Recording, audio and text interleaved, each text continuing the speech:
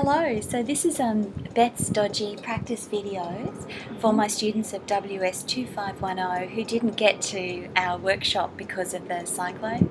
So hello everybody, and what I'm going to do now is just give you an example of a really bad way you could start an interview, and also perhaps one that follows more closely the study guide.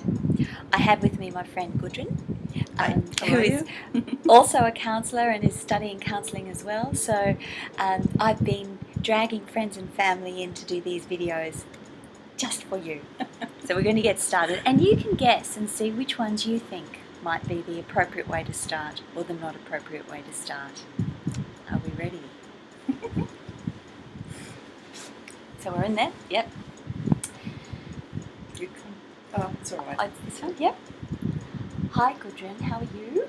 Not too bad. Oh, you're not too bad? That's good. That's good. Yes. Now, how can I help you? What would you like to talk about today? Anything in particular? Maybe about something? Let's get to it. We're just going to talk about something, will we? Yes. Yes. Okay. All right. So we're going to try again. And for those of you who haven't yet looked at the materials, was that really good? That was really bad. That was really bad. And what did you find bad about that? What was a bit disconcerting? Oh, Jesus, you didn't even let me get a word in. Oh, no, I didn't either. Didn't she? No, I didn't. So something I need to remember when I'm doing an introduction is to make sure there's some space for you to actually say something. All right. Yeah.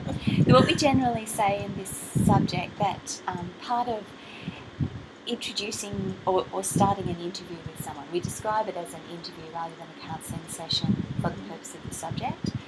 And one of the things you want to do is say hello, check the other person's feeling comfortable, maybe have some small talk about something to kind of settle us all in, and then set the scene. So that's where I might describe a little bit about you and I and why we're here and what the plan is for the interview. All right, so I'll give it a go. All right, and we're both going to try hard not to laugh. All right, here we go. Watching it. Focus. Focus. Hannah Gudrun, thank you so much for coming today. You're welcome. I really appreciated it. Hi, Bess. Oh, hi. So I rang you last night saying, help, I've only got one day in Cairns before I have to fly away again. And we had students who weren't able to make the workshop, and I really needed to make some practice DVDs so they could kind of see the material that we were practicing at the workshop itself. Yep. And you came for a visit this morning. Was it out of your way to come to Cairns? No, not at all. You know, not to help. I'm really grateful for that. Yeah. And you're studying a bit as well, aren't you? Yes, I do. I'm finishing actually my diploma in August. Your diploma Counselling, sorry. Diploma counselling.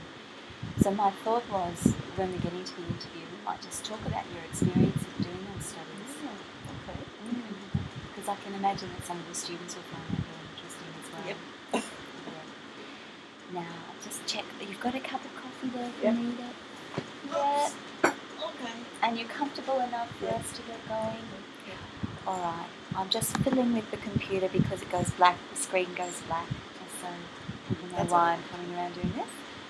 So we'll probably talk for about 5 minutes, and that's just to show how the beginnings of an interview then can move into the actual interview topic. Sometimes that can be a bit awkward. This, especially when it's rolling. I know, it makes such a difference. As a student, yes, I really, it's oh. Yeah. I probably, the other students probably would say something to you.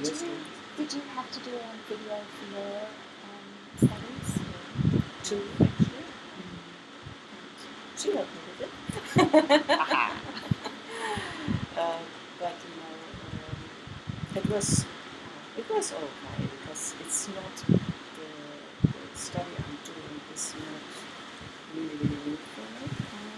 The study counselling, I've done voluntarily a lot of counselling, but of course I could never really be a counsellor because I didn't have the diploma, so that's why I'm studying.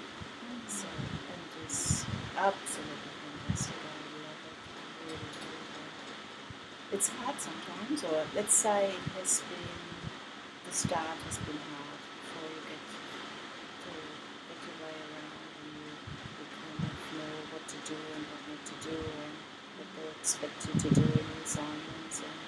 But when you know and you figure out what they want to hear, it's not that. Yeah, honestly, That's very much a part of it, isn't it? So you've been working as a counsellor for a long time, but you didn't have the qualifications, and you're really enjoying the course, even though there are bits, that starting bit of working out what it is that the lecturers want from you, that takes a bit of time. I thought, yes, the first, I would say the first two subjects were the hardest. But they tell you actually, or you probably tell your students as well, that you should choose the subject as it comes. But I didn't. I chose the subjects as I liked them. Yes. And it turned out that actually, when you do that, it can be harder. It can be harder because they probably say that for a reason. But I chose to do that, so I'm currently doing domestic violence. My unit is domestic violence. Oh, module on domestic violence. Module, yes. Oh, that sounds great. I wish we had a subject on domestic violence. We don't. We don't at the university, no. That's quite interesting. I think it's important to have that as a counselor, to have that expertise or study.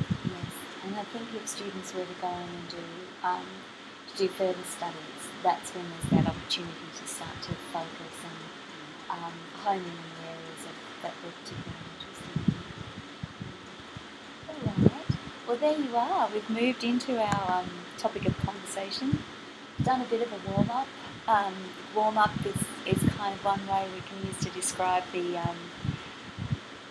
just a general conversation that isn't necessarily linked to the topic of conversation, and then just slowly move into it.